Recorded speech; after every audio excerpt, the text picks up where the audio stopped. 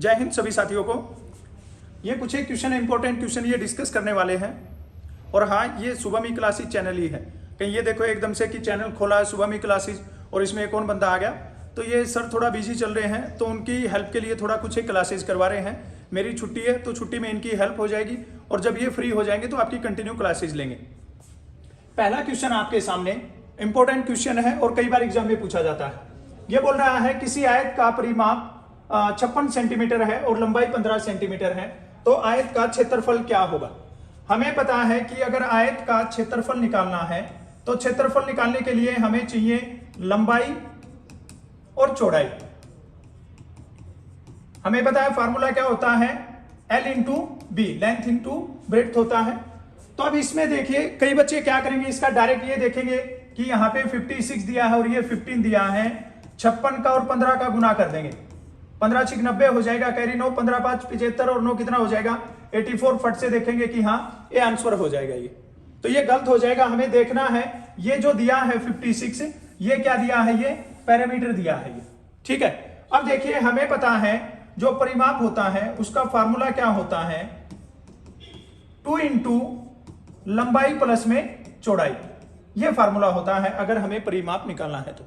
और ये इसने ऑलरेडी बता दिया है, जो पैरामीटर है वो कितना है 56 दिया है यहाँ पे। तो अब हम क्या करेंगे, जो चीजें हमें दी गई उसको रख देंगे यहाँ पे।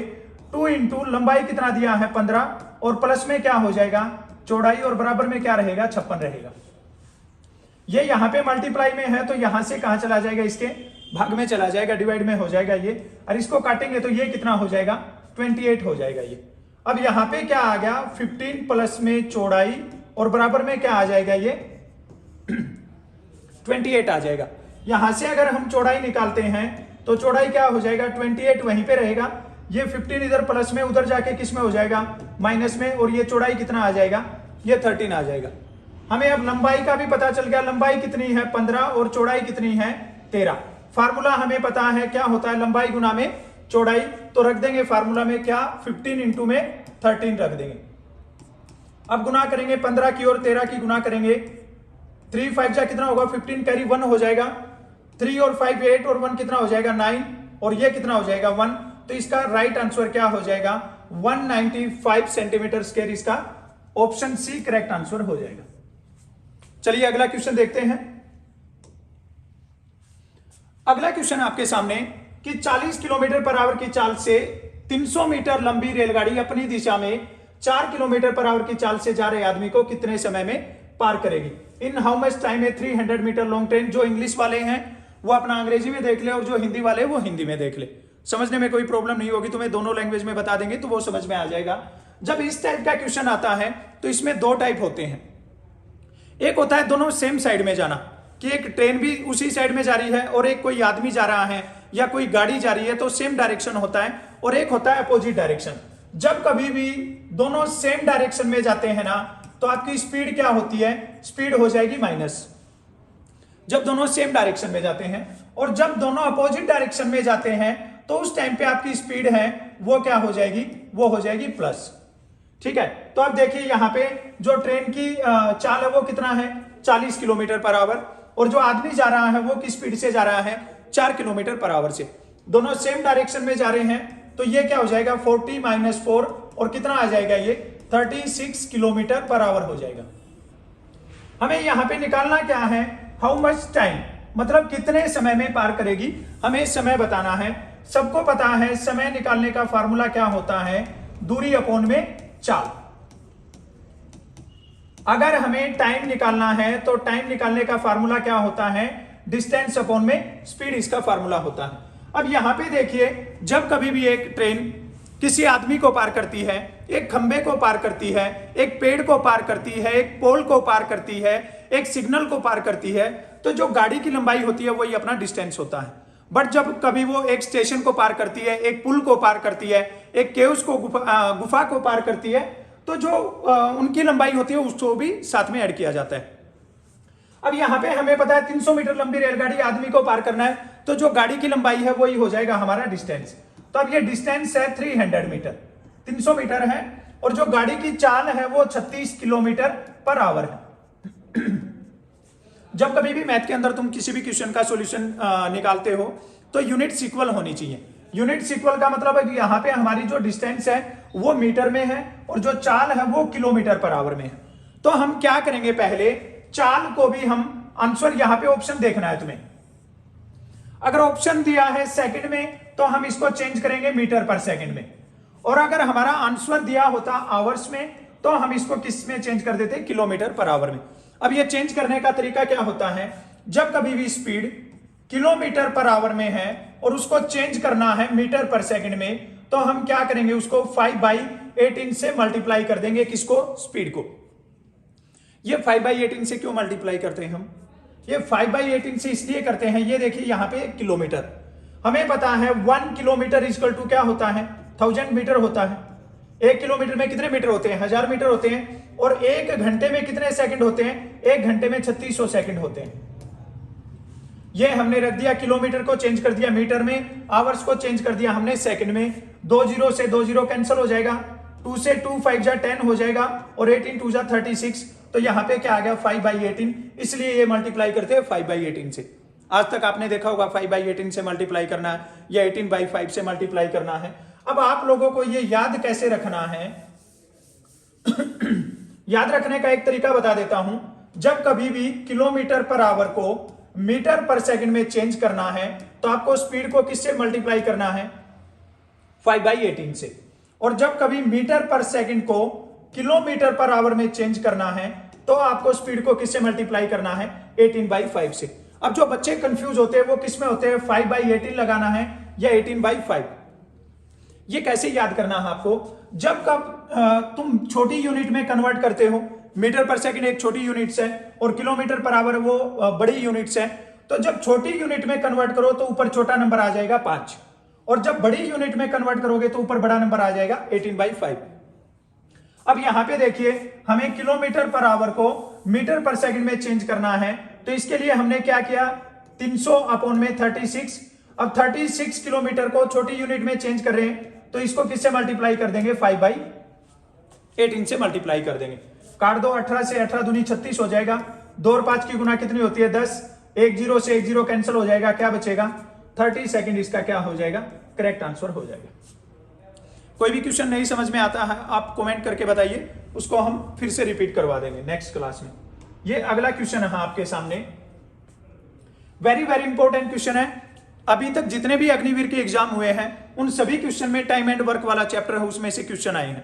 तो ये भी क्वेश्चन आपके सामने, पाइप ए किसी टंकी को 6 घंटे में भरता है और पाइप बी उसे 8 घंटे में खाली करता है। यदि दोनों पाइप एक साथ खोल दिए जाए तो खाली टंकी कितने समय में भरेगी। बिल्कुल आसान तरीके से देखिए इसको, ए पाइप है वो कितने घंटे में भरता है, 6 घंटे में, और बी पाइप है वो कितने घंटे में, 8 घंटे में खाली करता है। अब यहां पे आपकी सुविधा के लिए ये प्लस है भरने वाला और ये माइनस है खाली करने वाला। जब इस टाइप का क्वेश्चन करते हैं, जब चैप्टर वाइज क्लास करवाएंगे तब आपको बताएंगे बिल्कुल सिंपल तरीके से इसको कैसे सोल्व करना है। हमें सबसे पहले ये पता करना है कि उस टंकी में पानी कितना आएगा। ये कैसे पता चलेगा, ये पता चलेगा हम इन दोनों का एलसीएम लेंगे यहाँ पे, ठीक है। एलसीएम लेंगे 6 का और 8 का एलसीएम लेंगे। ऑलमोस्ट सब बच्चों को एलसीएम लेना आता है। जो नए बच्चे हैं उनको बेसिक क्लास में बताएंगे, 2 से डिवाइड कर दो इसको, ये 3 हो जाएगा और ये 4 हो जाएगा। दोनों किसी एक टेबल में नहीं आते, मल्टीप्लाई कर दो, 2 3 जा 6 और 6 4 जा क्या हो जाएगा, 24। इसका मतलब उस टंकी में कितना पानी आएगा, 24 लीटर पानी आएगा। अब इस 24 को 6 से आप डिवाइड करो, यहां पे कितना आ जाएगा 4 और यहां पे कितना आ जाएगा 3। 24 को 8 से भाग दोगे कितना आ जाएगा 3। अब यहां पे क्या है, ये इसमें 4 लीटर पानी भरता है टंकी में, और उसी टाइम पे ये क्या करता है, 3 लीटर उसमें से वापस निकाल देता है। तो ये बताइए टंकी में कितना पानी बचता है, 1 लीटर। टंकी में 1 लीटर पानी बचता है और टंकी में भरना कितना है, 24 लीटर। तो हम क्या करेंगे, 24/1 कर देंगे और क्या आ जाएगा, 24 आवर्स इसका कंप्लीट आंसर, राइट आंसर हो जाएगा। ऑप्शन ए क्या हो जाएगा, इसका करेक्ट आंसर हो जाएगा 24 आवर्स। चलिए अगला क्वेश्चन देखते हैं। अगला क्वेश्चन आपके सामने वेरी वेरी इंपॉर्टेंट क्वेश्चन है, बहुत लॉन्ग क्वेश्चन है। ये अलग अलग मेथड से सब बताते हैं, इसका बिल्कुल शॉर्ट तरीका बताएंगे आपको। ये बोल रहा है एक आयत की लंबाई 5% बढ़ाई गई और चौड़ाई 10% बढ़ाई गई, क्षेत्रफल में कुल कितने प्रतिशत की वृद्धि हुई।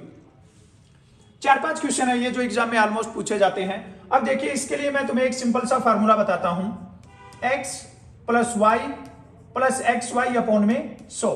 आप ये फार्मूला याद कर लीजिए, बहुत सारे क्वेश्चन में लग जाएगा ये।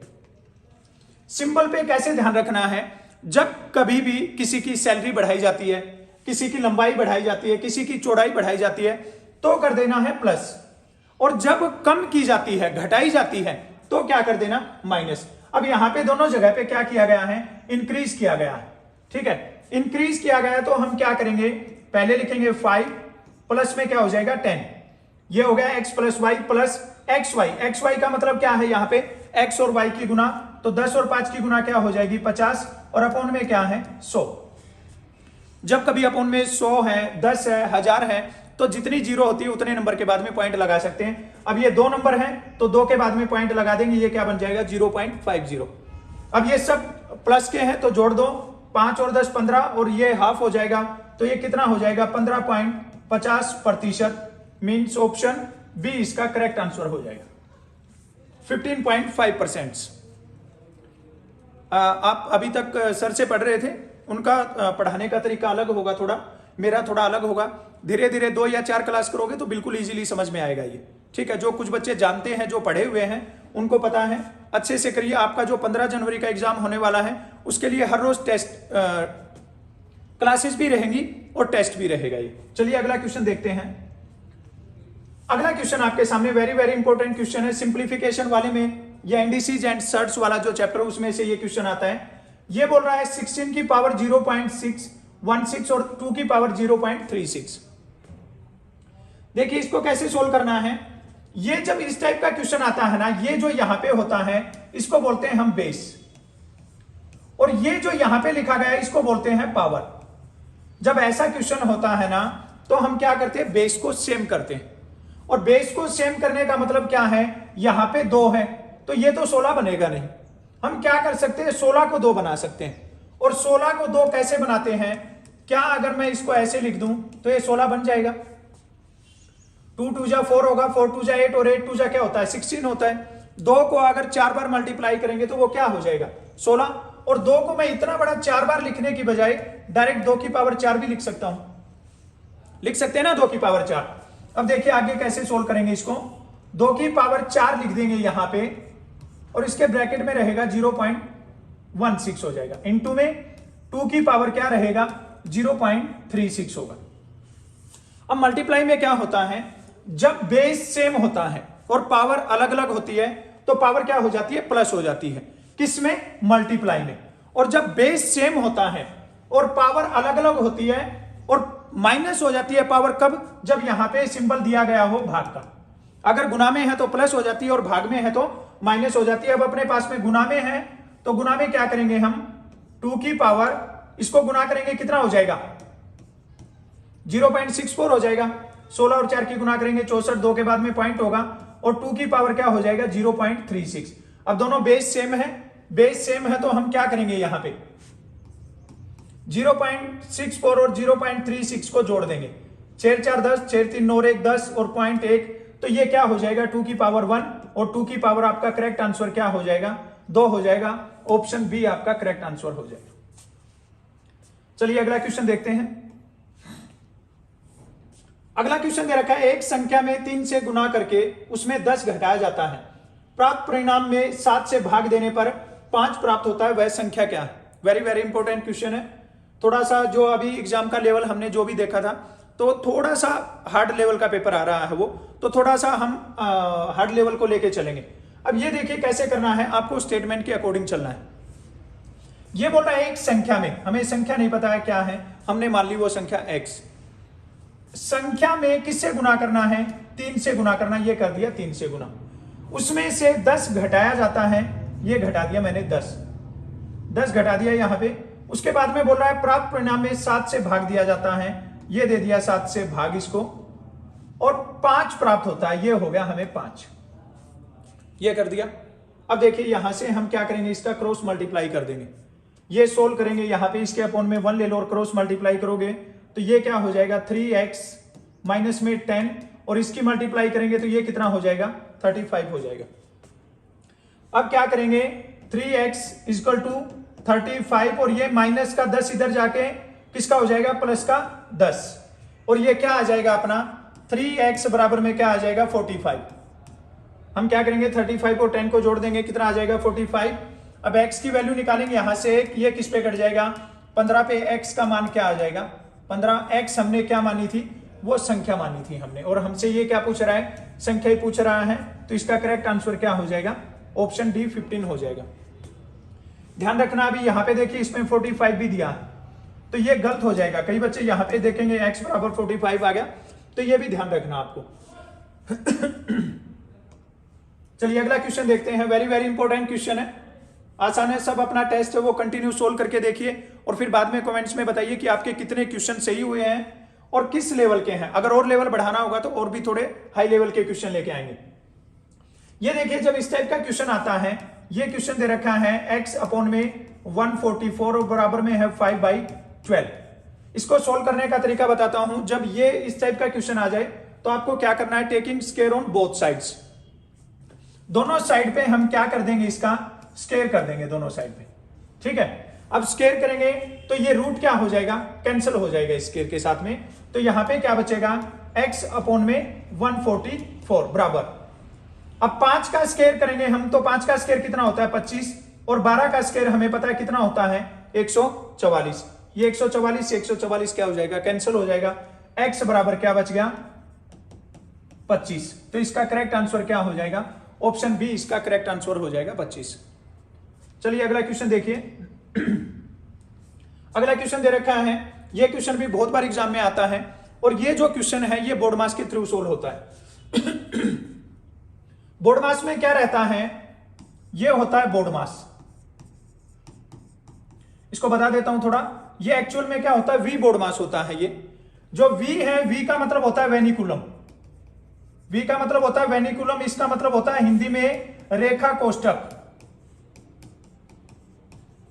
और रेखा कोष्ठक का मतलब होता है बार।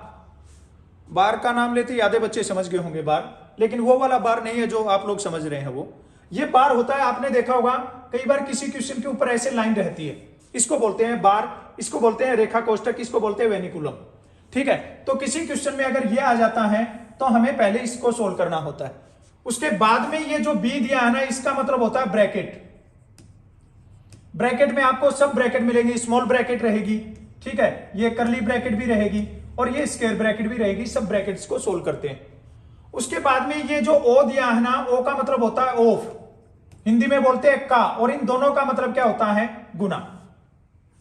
डी का मतलब होता है डिवीजन, एम का मतलब मल्टीप्लाई, ए का मतलब एडिशन, और एस का मतलब सब्ट्रैक्शन मतलब माइनस। ये सारे हमें पहले ऐसे सोल्व करने होते हैं, ठीक है। ये जब कंप्लीट चैप्टर करवाएंगे तब आपको डिटेल्स में बताएंगे ये ऐसे वी बोर्ड मास के थ्रू हम सोल्व करते हैं, तो बहुत इजीली सोल्व कर सकते हैं। अब देखिए क्वेश्चन को, अपने को अपना क्वेश्चन है कि 240 भाग में 60, इसको भाग देंगे तो ये कितना आ जाएगा, यहां पे 4 हो जाएगा। 60 को 240 को 60 से भाग दिया, प्लस 120 को 15 से भाग देंगे, कितना आ जाएगा 8। उसके बाद में क्या, गुना का निशान है 3, और प्लस में क्या हो जाएगा 5 हो जाएगा। अब जब भाग हमने सोल्व कर दिया तो अभी गुना बच गया, भाग के बाद में किसका नंबर आएगा, गुना का, तो ये क्या हो जाएगा 4 प्लस में 8 और 3 की गुना क्या होगी 24, और प्लस में क्या होगा 5। अब इसको सोल्व करेंगे तो 24 4 28, और 28 और 5 कितना हो जाएगा 33। तो इसका करेक्ट आंसर क्या हो जाएगा, ऑप्शन डी इसका करेक्ट आंसर हो जाएगा 33। चलिए अगला क्वेश्चन देखते हैं। अगला क्वेश्चन आपके सामने, वह बड़ी से बड़ी संख्या ज्ञात कीजिए जो 24, 60 और 84 को पूरी पूरी विभाजित करे।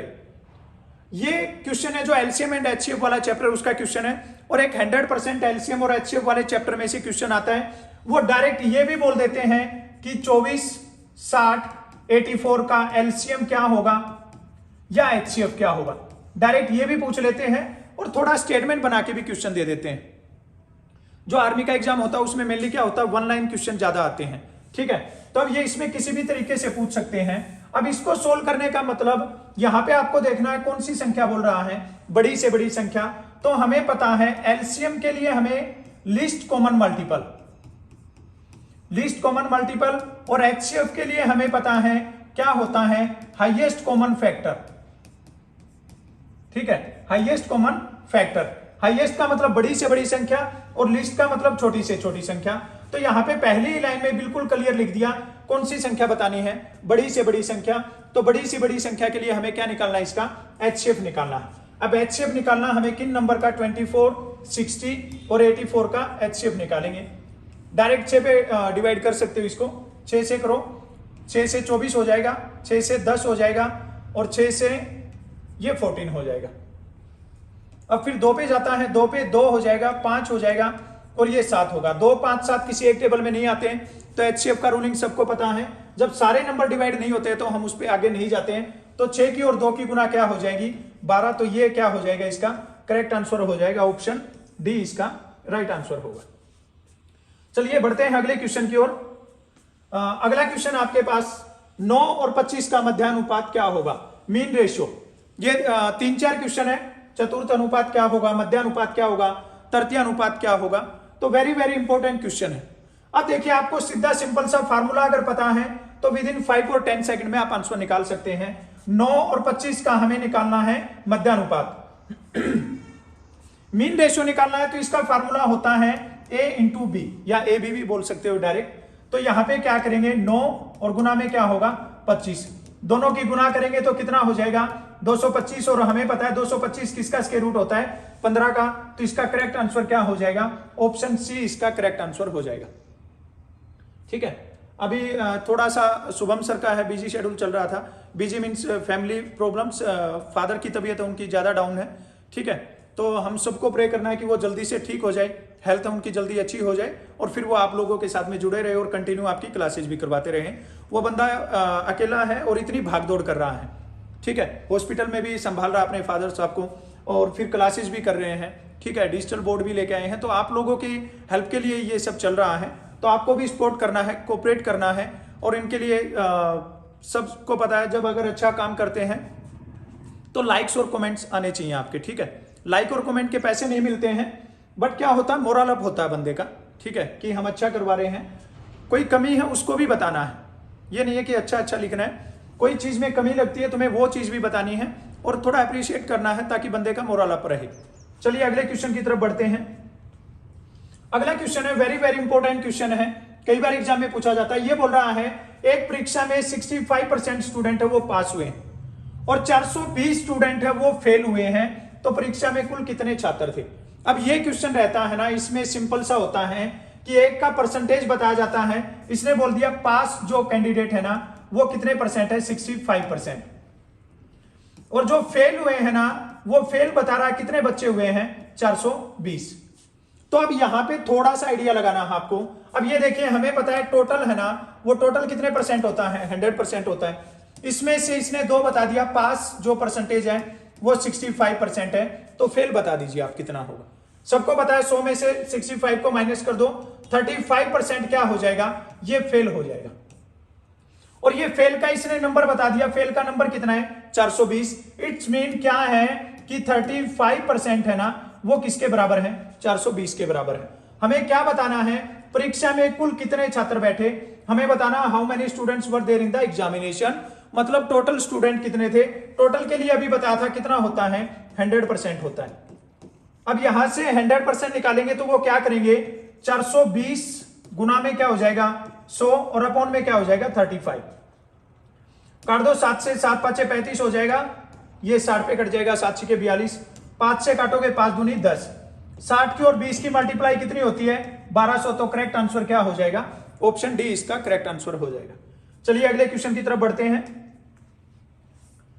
अगला क्वेश्चन है 8 के प्रथम 6 गुणज का औसत क्या होगा। ठीक है, वेरी वेरी इंपॉर्टेंट क्वेश्चन है। अभी लास्ट टाइम ये एग्जाम हुआ था उसमें पूछ रखा था, जो आर्मी का अग्निवीर का एग्जाम था उसमें पूछ रखा था, ये उसमें पूछ रखा था 9 के पहले 5 गुणज का। अब पहले तो ये क्वेश्चन समझ में आना चाहिए, what is the average of first 6 multiple of 8। कई बार इसका जोड़ भी पूछ लेता है, यहां पे जो एवरेज पूछा है इसकी जगह पे सम भी पूछ लेता है। ठीक है, तो वो ध्यान रखना है। सबसे पहले देखो 8 के 6 गुणज, 8 दूनी 16 हो जाएगा, 8 तिया 24, 8 चौक 32, 8 5 40 और 8 6 48।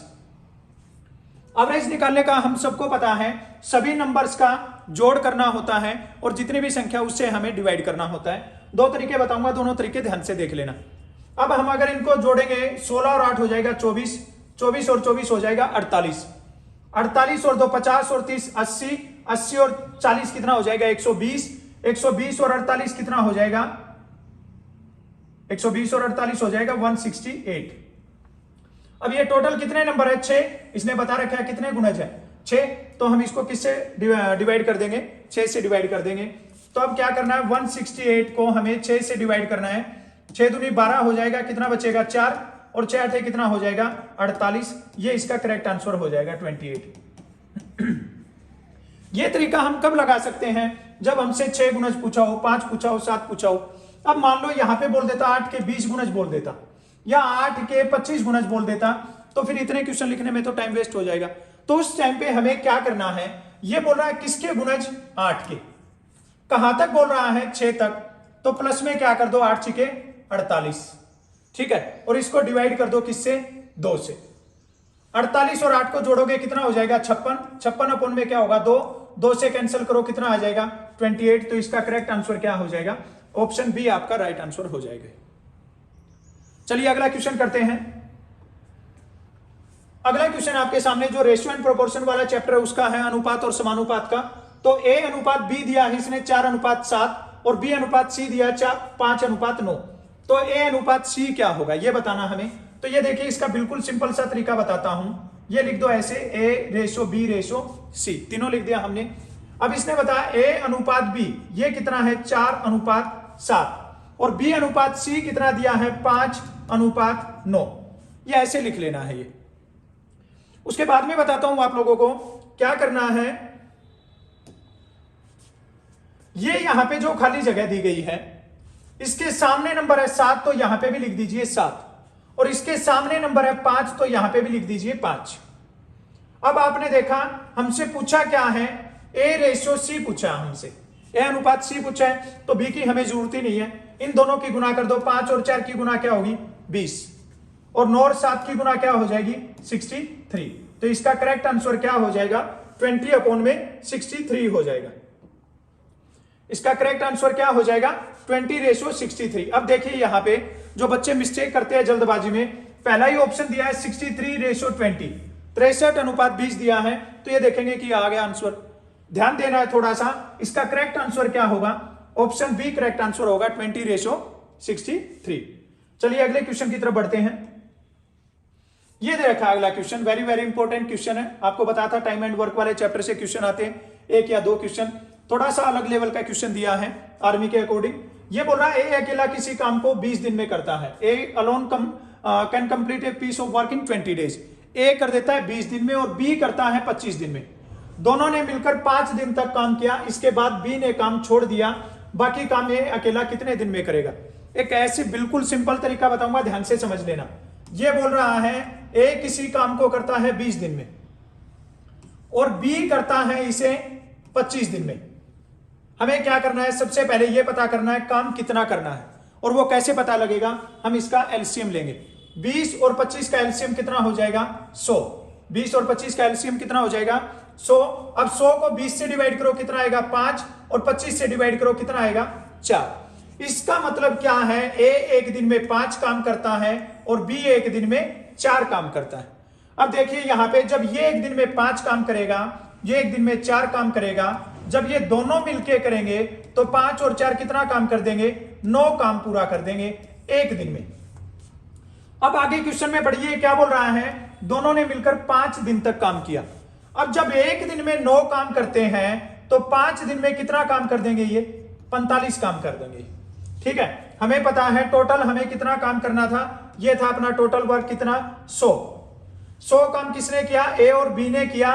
कितने दिन तक किया 5 दिन तक किया, तो 5 दिन में कितना काम पूरा कर दिया 45। अब 45 काम 100 में से हो गया तो बाकी काम कितना बच गया 55। बाकी काम कितना बच गया 55। अब हमें यहां पे ध्यान देना है कि काम कौन छोड़ता है, तो काम किसने छोड़ दिया, बी ने काम छोड़ दिया। भाई बी ने काम छोड़ दिया तो अब काम कौन करेगा, ए करेगा। और ए का हमें पता है ए हर रोज कितना काम करता है, ए हर रोज 5 काम करता है, सबको पता है, और ए को करना कितना है 55। तो क्या करेंगे 55 को 5 से डिवाइड कर दो, क्या आ जाएगा ऑप्शन डी आपका करेक्ट आंसर आ जाएगा। भाई ए अकेला उस काम को कितने दिन में कर देगा, 11 दिन में कर देगा। समझ में आ रहा होगा, ठीक है। और कमेंट करके बताना है कैसी लगी है क्लास, कितने आपके क्वेश्चन सही रहे हैं। चलिए अगले क्वेश्चन की तरफ बढ़ते हैं। यह आपका मैथ का लास्ट क्वेश्चन रहेगा, इसके बाद में 5 क्वेश्चन हम रीजनिंग के डिस्कस करेंगे। जो प्रॉपर आर्मी का 15 क्वेश्चन मैथ और 5 क्वेश्चन रीजनिंग का आता है वो सोल्व कर रहे हैं हम। ये बोल रहा है the circumference of a circle is 264 metres. हमें पता है एक वर्त की परिधि बता रखी है, इसने 264 मीटर दे रखी है, और हमसे पूछ रहा है इसका क्षेत्रफल। हमें पता है वर्त का क्षेत्रफल निकालने का फार्मूला क्या होता है। अगर वर्त का क्षेत्रफल निकालना है तो उसका फार्मूला होता है पाई आर स्क्वायर। कई बार तो आर्मी के एग्जाम में डायरेक्ट यही पूछ लेते हैं कि वर्त का क्षेत्रफल क्या होगा, या वर्त के क्षेत्रफल का सूत्र क्या होगा, तो क्या होता है पाई आर स्क्वायर। अब पाई आर स्क्वायर के लिए हमें क्या चाहिए, पाई का मान सबको पता है, पाई का मान कितना होता है 22/7 होता है, बट आर जो रेडियस है, जो त्रिज्या है, उसका नहीं पता है हमें। तो अब देखिए यहां पे इसने क्या दिया है, वर्त की परिधि बताया है। अब हमें यहां पे इसका परिधि का फार्मूला पता है। अगर वर्त की परिधि निकालनी हो तो उसका फार्मूला क्या होता है 2 pi r. 2 pi r equal to कितना दिया है 264। हमें पता है 2 पाई आर है वो किसके बराबर है 264 के बराबर है। 2 गुना में पाई का मान कितना हो जाएगा 22/7। यहां पे क्या रखेंगे आर, और बराबर में क्या हो जाएगा 264।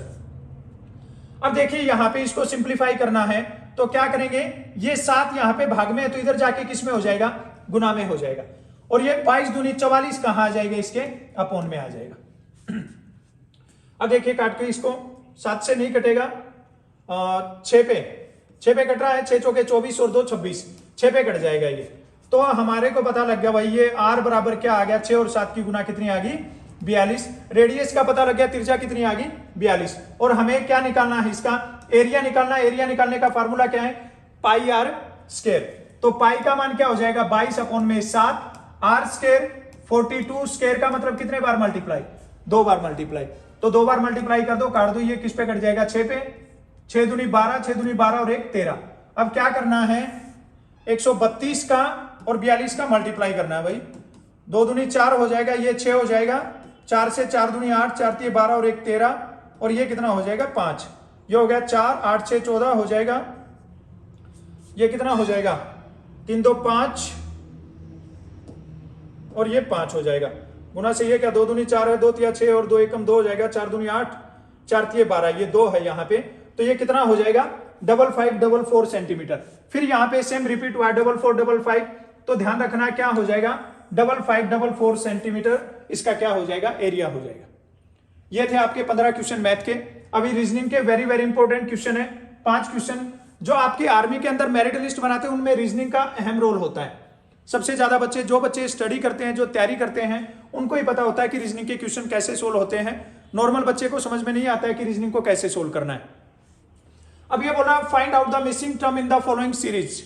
ठीक है, दी गई श्रृंखला में छठी हुई संख्या को ज्ञात कीजिए। जो संख्या मिस हो गई है उसको बताना हमें। यहां पे देखिए 5 के बाद में 9, 9 के बाद में 18, के बाद में 34 और 59। तो क्या लगा रखा है यहाँ पे फार्मूला +4 किया, यहाँ पे +8 नहीं हो रहा है ये। तो अभी क्या करना है थोड़ा दूसरा देखेंगे। तब देखिए यहाँ पे 5 + 2 का स्क्वायर, 2 का स्क्वायर कितना होता है 4, तो 5 और 4 कितना हो जाएगा 9 हो जाएगा। 9 प्लस अब ये क्या हो जाएगा 3 का स्क्वायर, 3 का स्क्वायर कितना होता है 9, 9 और 9 कितना हो जाएगा 18। सही लग रहा है। 18 में क्या करना है 4 का स्क्वायर लगाना है। 4 का स्क्वायर कितना होता है 16, 18 और 16 कितना हो जाएगा 34। अब 34 में क्या किया है 5 का स्क्वायर, 5 का स्क्वायर कितना होता है 25, तो ये क्या हो जाएगा 59 हो जाएगा। अब 59 में क्या करना है +6 का स्क्वायर, 6 का स्क्वायर कितना होता है 36। तो अब हमें क्या करना है 59 में 36 को जोड़ना है। 9 और 6 15, 5 3 8 और 1 कितना हो जाएगा 9। तो करेक्ट आंसर क्या हो जाएगा आपका ऑप्शन बी 95 इसका करेक्ट आंसर हो जाएगा। चलिए अगले क्वेश्चन की तरफ चलते हैं। अगला क्वेश्चन आपका, जिस प्रकार बिजली का संबंध तार से है उसी प्रकार पानी का संबंध किससे है। As electricity is related to wire in the same way water is. तो ये देखिए भाई बिजली किस में आती है तार में, तो पानी किस में आ जाएगा? क्या ऑप्शन दिए? बोतल, जग, नदी, रिवर। तो क्या हो जाएगा आपका? पाइप हो जाएगा। ऑप्शन डी इसका करेक्ट आंसर हो जाएगा। भाई जो बिजली है वो वायर से आती है, तो पानी किससे आता है? पाइप से आता है। चलिए अगला क्वेश्चन देखते हैं। ये देखिए, ये क्वेश्चन आपके सामने, यदि किसी निश्चित भाषा में NEO MAN को OGRQFT लिखा जाता है तो उसी में बताना हमें ZKCLUP को क्या लिखेंगे। तब देखिए यहां पे N के बाद में ये इसको यहां पे लिख देते हैं NEOMAN। इसको क्या लिखा है इसने? OGRQFT ये लिखा है। ठीक है, तो यहां पे देखिए N के बाद में वो आता है, +1 कर दिया है। EFG ये क्या किया है? +2 कर दिया है। OPR, ठीक है, MNOPQR यहां पे क्या किया है? +3 किया है। MNOPQ यहां पे क्या हो गया? +4, यहां पे +5 और ये +6 कर दिया। ठीक है, सब में एक बढ़ाता गया है। अब हमें किसका बताना है? ZKCLUP इसका बताना हमें। अब देखिए यहां पे Z के बाद में अगर +1 करते हैं तो A आना चाहिए। A वाला यहां पे कोई भी ऑप्शन नहीं है। इट्स मीन ये जो हमारा सेकंड नंबर है ना, ये दिया है, इससे ऊपर वाला नंबर बताना हमें। तो Z से पहले वाला नंबर क्या हो जाएगा? Y। अब Y वाला ऑप्शन देखेंगे तो ये सारे Y वाले ऑप्शन है, तो हम इसको आगे करते हैं। ये Y का Z हो गया, ये यहां पे प्लस था, NOEG था, तो K से पहले वाला MNOFGHIJK, ठीक है, I हो जाएगा, यहां पे 2 हो जाएगा। ठीक है, I के बाद में Y के बाद में Z हो गया, IJK ये हो जाएगा 2। अब देखेंगे इसमें YI वाला ऑप्शन, YI वाले भी ये 3 ऑप्शन दे रखे हैं। तो नेक्स्ट आगे बढ़ेंगे, उसके बाद में 3 करना है, तो 3 के लिए यहां पे क्या हो जाएगा? 3 के लिए यहां पे Z हो जाएगा। ठीक है, Z, A, B और C यहां पे हो जाएगा। तो YI Z वाले हैं, ये भी 2 ऑप्शन है यहां पे। अब इन 2 ऑप्शन में से B या D में से एक आंसर होगा। यहां पे अभी क्या करना है? यहां पे -1 किया, यहां पे -2 पे आए, यहां पे -3, अब ये -4। अब ये देखो DEFGHIJKL, ठीक है, IJKL ये 4 नंबर, FGH, ठीक है। तो 4th नंबर पे ये क्या हो जाएगा? H हो जाएगा। 4th नंबर पे क्या हो जाएगा? H। तब ये देखिए H वाला ये एक ही ऑप्शन है यहां पे, तो इसका करेक्ट आंसर क्या हो जाएगा? YIZHPJ। ठीक है, जब इस टाइप का ये क्वेश्चन आता है तो आपको देखना ऑप्शन के अंदर कि हमें 1 लेटर 2 लेटर या सेम अगर मिल जाते हैं तो उस क्वेश्चन को वहीं तक करना, आगे नहीं करना है। ठीक है, अभी इसमें क्या था? इसमें हमें इसके बारे में बताया था और ये बता दिया इसने और हमसे पूछ लिया पहले वाला, तो इसमें प्लस प्लस करते गए थे और यहां पे क्या कर देना है? सब में माइनस कर देना। चलिए अगला क्वेश्चन देखते हैं।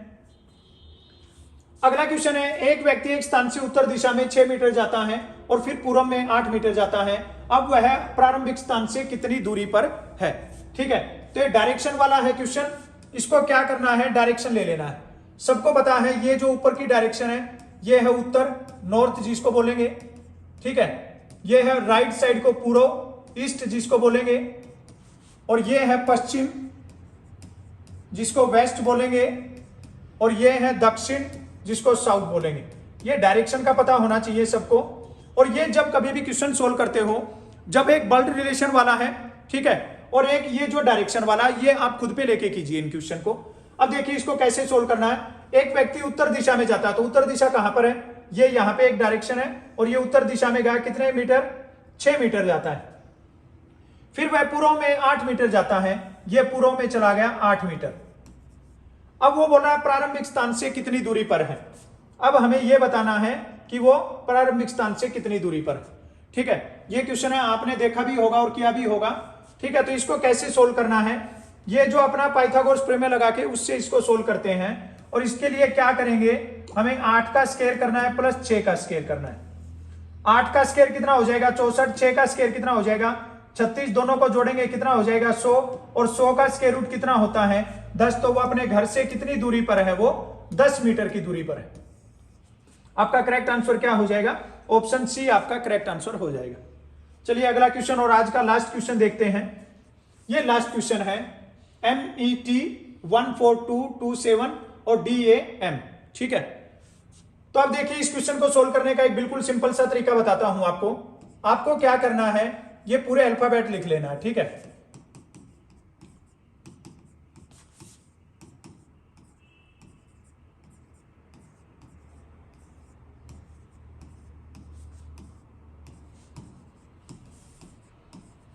ये आप लोगों को अगर कोडिंग डिकोडिंग के एक दो क्वेश्चन दिखते हैं तो याद रखना है, नहीं तो इसको इजोटी से भी याद रख सकते हो, ठीक है। जो इजोटी है उससे भी याद रख सकते हो, 5, 10, 15, 20 और 25 ऐसे भी याद कर सकते हो। बट अगर आपको दो या एक दो क्वेश्चन दिखते हैं तो ऐसे याद रखना है। अब हमें पता है इनके नंबरिंग भी, सबके नंबरिंग हो सके तो अगर आपको टाइम मिलता है तो इन सबके क्या है नंबर लिख लेना, ये बहुत काम आएंगे आपको। ये आगे ऑप्शन आगे इसलिए नहीं है कि ये M तक लिखा है, ये लिखने ही M तक है। अगर पूरा पेज भी आपके पास तो भी M तक लिखना है। इसके बाद में यहां से स्टार्ट कर दो, 15, 16, 17, 18, ये 20, जितने भी अल्फाबेट हैं उन सबके नंबर लिख देना, बहुत इजी हो जाएगा आपका क्वेश्चन, ठीक है। अब यहां पे देखिए M कितने नंबर पे है? M यहां पे है 13 नंबर पे, और इसमें क्या लिखा है 14 लिखा है। उसके बाद में E कितने पे है 5 नंबर पे, और इसने क्या लिखा है 22, तो ये इसका अपोजिट हो जाएगा 22। और T कितने पे है? T है यहां पे नीचे 20 पे, और 20 का ऊपर क्या लिखा है 7 लिखा है। अब यहां पे देखिए D यहां पे 4 और इसके नीचे क्या है 23। A के नीचे Z है, Z कितने पे है 26। M के नीचे क्या है N, तो N कितने पे है 14 पे। ये नंबर मैच कर लीजिए 23, 26 और 14। ये ऑप्शन डी आपका क्या हो जाएगा करेक्ट आंसर हो जाएगा। तो ये थे आज की क्लास के 20 क्वेश्चन, जिसमें 15 क्वेश्चन हमने मैथ के किए हैं और 5 क्वेश्चन हमने रीजनिंग के किए हैं।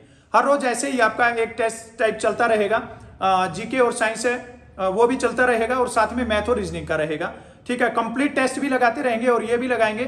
तो जैसा आपको समझ में आया है वैसा आप कमेंट करके, लाइक करके जो अपना रिस्पॉन्स है वो बता देना है।